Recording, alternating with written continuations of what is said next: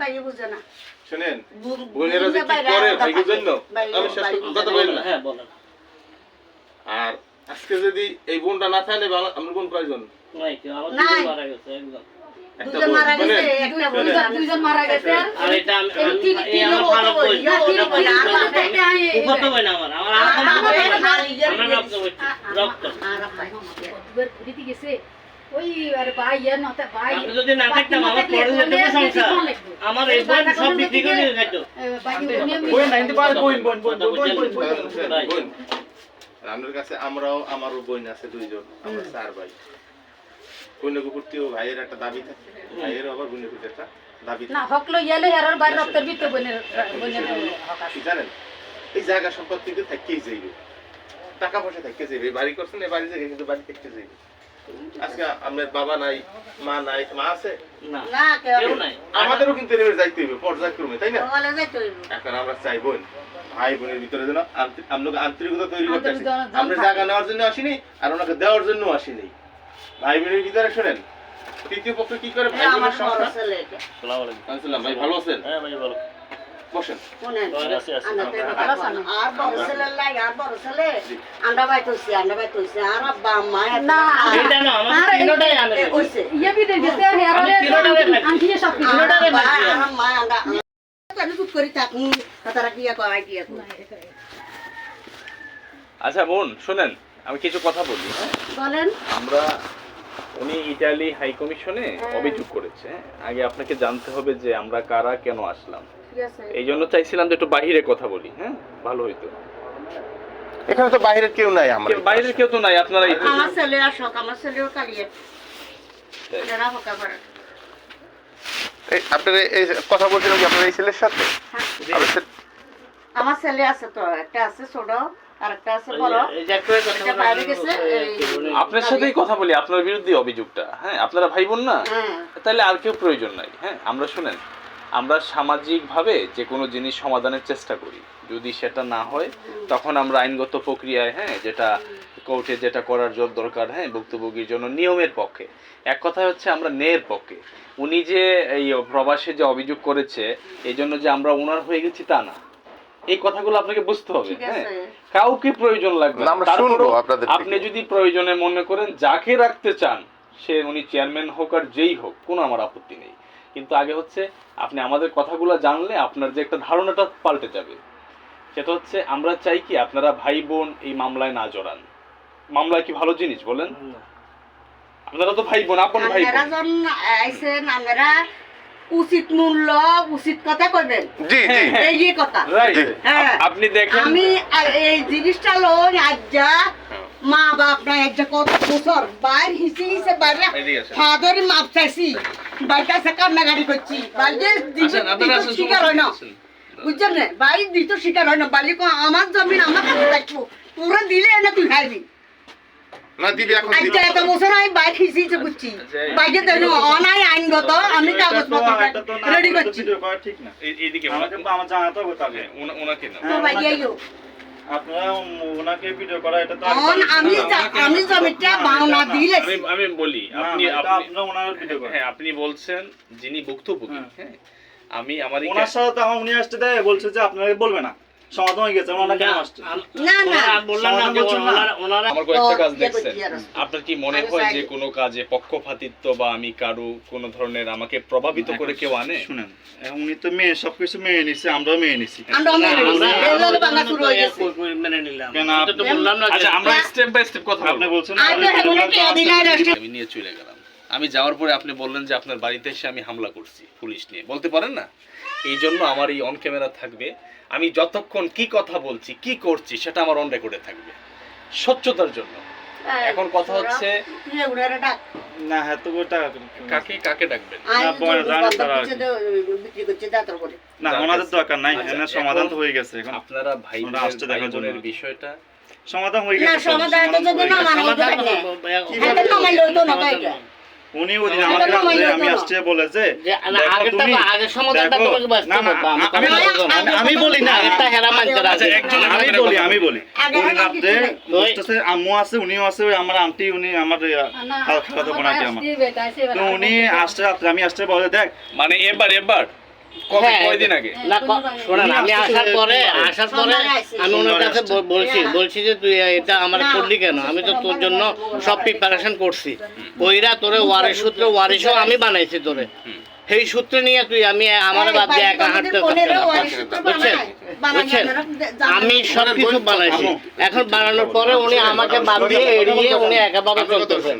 আমার সাথে আগে ওনার দাকর্দ হয়ে গেছে বুঝছেন? ওইটা আজকে অনেক বছর হয়ে গেছে, অনেক বছর। আপনাদেরই মামা। আমি বলি উনি ওই দিন রাত্রে কোন দিন না না না কথা কোন দিন বলছে না, আমি এখন আগের টাকা আগের 3 দিন আগে আমার সাথে যে আগের কথাটা হয়েছে 3 দিন আগে ওইটাই আমি ওনাকে বলছি। আমাকে বলে দেখ তো এখন দিছস ঠিক আছে, এখন বয়না তোরা বয়না। উনি এরপরে আজকে 3 দিন উনি সমস্যাইছে, এখন আসি ওনাদের নিয়ে আসছে, এটা কোনো কথা?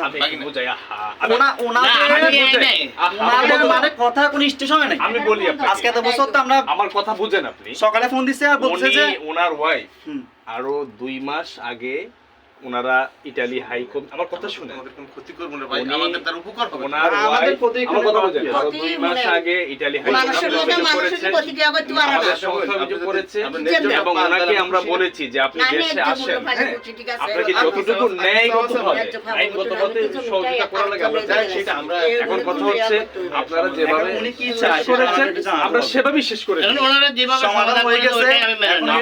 আমি আমার কথা বলেন, আমি নিয়মের বাইরে একটি কথা বলবো। হ্যাঁ। উনি যদি বায়না নিয়ে থাকে এবং ওইখানে উনি যে দামটা পাবে আপনি সেই দামটা ভাই বোন হিসেবে যদি আমি বলি, দিদি বলছে এখন আমাকে বলতে দেন তো বাবা, কথা বলতে শেষ হোক। আরে কথা শেষ হলে তারপর বললেন। আপনি দেখেন না আমি কি কথা বলি। আমি বলি নাই তো, আমি ওনাদেরকে আগে আপনি বলছেন না সমাধান ওনাদের বলবেন না। না, আমি তো এখন ওনাদেরকে আগে যে অ্যাপ্লাই করে আইছি ওই অ্যাপ্লাইয়ের উপরে ওনারা আপনারা রাজি হয়েছেন, আর ওনাদের আমি বললাম না ওনারা আসবে শুধু দেখে ওয়া করে। আচ্ছা, গত 3 দিন বা 4 দিন আগে আসছিলেন, রাইট? হ্যাঁ, আমি ডাইরেক্ট এখানে আপনি এসে আপনারা ভাই বোনে কি কথা হয়?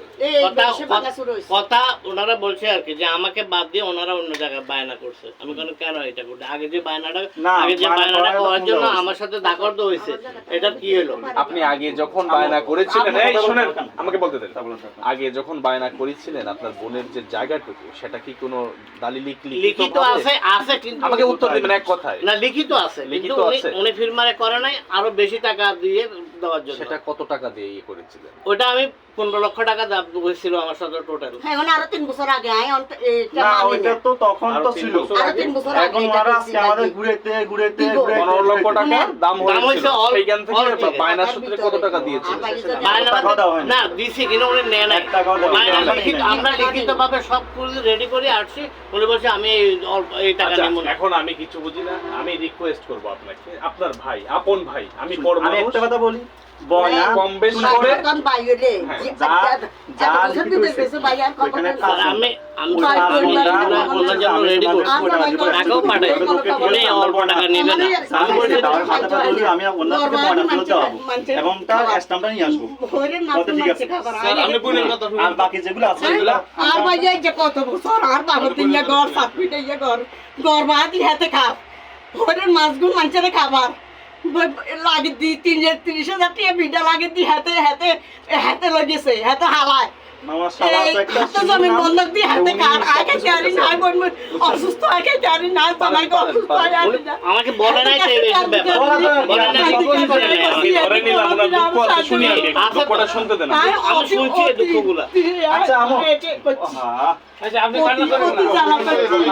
আমরা এখন স্যার আমি তো করছি ওনাদের জন্য, এর হইতে বাকি সবগুলো আমার পয়সা মানুষের জন্য, আমার পয়সা খায় ওরা মানুষের বুঝছেন? আমি তো এটা বাউন্ডারি করে ফেলেছি অলরেডি। আর উনি আমার সাথে স্যার এটা করার আগে উনি আমার সাথে ওনার বড় ছেলের বিদেশ দেওয়ার জন্য 5 ঘন্টা জমি বিক্রি করছে, বুঝছেন? আমার বাবা থাকতে অবস্থায় অন্য জায়গায় বিক্রি করতেছে। আচ্ছা, আমরা ওইগুলোতে যাব না না, কথা শোনেন স্যার, তুই আয় আর নইলে আরে কম আমি ওর জিনিস সাইডে বেশি আমি এনে বিক্রি করবো আর তুই লইবি নি লইলে তো আয় হ্যাঁ কয় তুই বেশি এলে বেশি এলা বিক্রি করবি কর গই আর ও আলার তালে সাই কোন জায়গায় চাইলো আচ্ছা আপনারা বুঝছেন? বায়না কত আচ্ছা। নিছেন? স্যার 23 লাখ। আমরা পাড়া নিয়েছি 10 লাখ আর স্যার। 23 লাখ কথা হচ্ছে আর কি স্যার আমার কথা উনি শুনুন। বলছে এবার বাকি টাকা আমরা দিয়ে টাকা ব্যবসা দিয়ে করি। স্যার এখানে আমার কথাটা আমি একটু বলি ওনার বড় ছেলেটা কবে বিদেশ গেছে জিজ্ঞেস করুন তো। আরে ভাই ভাই বোন থাকলে করতে হয়। উনি বলছে ইতালি নিবে বোন বাগিনা ওইখানে মা ওইখানে তো ওই টাইমে মা ওই টাকাটা বিক্রি বোন করতে বাগিনা লাইন দাও। জিজ্ঞেস করেন না যে সালে দিবি দে এই, ইন হাতে শাহজাহান ভাই, ইন পিঠে দিবি। আমরা বিতর্কে না যাই না, বিতর্ক কে না, কার জন্য ভাই, কি কথা করছেন শোনো। এখন শুনেন বোনে জায়গা দিবে কিভাবে বোনের থেকে যদি 2 টাকা কমাইয়া নিতে পারেন বোনের কাছে রিকোয়েস্ট করে করছি তো কোনো বিতর্কে যাই ভাই, পারবেন না বিতর্কের আমরা কথা নিজে- মাধ্যমে- আরে শুনেন আমি দুইটা ওই ওই দিন রাত তো সব মেয়ে ভাই বলে কথার মাধ্যমে 200 লাখ টাকা আছে আর বেশি দিব। এই শুনেন আমি আর বলি। একটা গদ হচ্ছে যেটা বছর আর আচ্ছা, আমার কথাটা শুনেন বোন। আর না 200 লাখ টাকা কমাই দিব। দুইটা এই, আছে। এই বোন কথা বলতে কমাইতাম দিলে অনেক কথা আর বলতে। কমাইতে যা কমাই এই আর শোনো। কমাই দে শাহজাহান ভাই, আগে আইনটা তুই জানতে তুই হবে। ফকির নি তো তুই কমাই না আচ্ছা, কোনো বেশি বকবো তুই না। আর দিবি আমি আচ্ছা, এখন এই, ওনাকে আমার আমার- বাবা মারা গেছে আমো। 19 8 ফেব্রুয়ারি মারা আপনি গেছে শুনেন আমি কি বলি। জি আমরা যে আসি আমাদের কাজ হচ্ছে সামাজিক ভাবে মামলা কমানোর জন্য। বাংলাদেশে আমি গত 3 বছরে 300+ প্রোগ্রাম করেছি, দেখেছে সারা বিশ্ব দেখে, সারা বাংলাদেশ দেখে। আমরা আইনের ঊর্ধ্বে যাওয়ার সুযোগ আছে। আপনারা যদি সামাজিকভাবে শেষ না করেন আপনাকে আইনি প্রক্রিয়া আমি দেখাই দিব, আপনার পক্ষে আমার সংস্থা নিয়মের পক্ষে জি মামলা পরিচালনা করবে। জি আমার কথা বুঝতে হবে, কিন্তু এর বাইরে আমি কথাই বলবো না, কথা 2 মিনিট বলবো। একটা হচ্ছে আপনারা ভাই বোন আপনাদের মধ্যে সমঝোতা করবেন, আন্তরিকতা। যদি সেটা না হয় তাহলে আপনার আপনি মামলা করানোর জন্য যা যা করা লাগে আমার সংস্থা সব পরিচালনা করবে। হ্যাঁ, ঠিক আছে হয়তো আপনি গেলে আপনাকে মূল্য দিচ্ছে না বা গ্রাউন্ড পাচ্ছেন না, সঠিক জায়গা পাচ্ছেন না, সেটা আমরা মনিটরিং করব। আমার এই টাকা যদি আমার অল দিয়ে দে আমার আব্বু আচ্ছা, আমি বলে নিতে ভাই, পারবো। দিয়ে তাহলে তো আপনাদের হিসাব নিকাশের ব্যাপারে কেন হ্যাঁ। অনেকটাই হ্যাঁ, আপনার দেখতে এখন হবে বুঝতে হবে। আপনার বাবার সম্পদ থেকে ভাই কয়জন বোন কয়জন না, ওয়ারিশ বোন ভাই কেউ নাই। এক ভাই এক বোন। আমরা এক বোন, এক সেটাকে ডিভাইড করে দেখতে আমি হবে উনি উনি আগে কতটুকু বিক্রি করছে যেটা ওনার বড় ছেলেকে বিদেশ দিতে আমার কাছে যেটা বিক্রি করছে 10 শতাংশ 5 ঘন্টা তাহলে ওটা তো আমাকে দিতে হবে তো। সেটা দলিল হয়েছে। আমরা তো দলিল করি না যে এখানে বাইবেল সেটা কি মৌখিক লেনদেন মৌখিক ভাবে করেছে? উনি স্বীকার করে এটা। আমি ওনার বিদেশ ওনার বড় ছেলেরা আমি বিদেশ পাঠাইছি ওইটা ওই জায়গাটা আমি নিছি আমার বাবা অন্য জায়গায় নিছিল কিন্তু আমি ওটা রিটার্ন দেওয়াই আমি ওটা নিছি। আচ্ছা ওনার সংক্ষেপে হ্যাঁ ওনারা নিয়ে আমি একটু সেক্রেটলি কথা বলি ভাই বোন শেষ খালাসি বলেন সমস্যা নেই বলেন আপন ভাই বোন। আমরা বাইরে বলেন থাকি বলেন আপনার ভাই বোনের সাথে বলেন আমরা তাহলে মামলা আনন্দ দক্ষিণ আনন্দ। আমি প্রথমেই কৃতজ্ঞতা প্রকাশ করবো মাননীয় পুলিশ সুপার মহোদয় ফেনী জেলা অফিসার এবং আমাদের সাথে এসেছেন বাংলাদেশ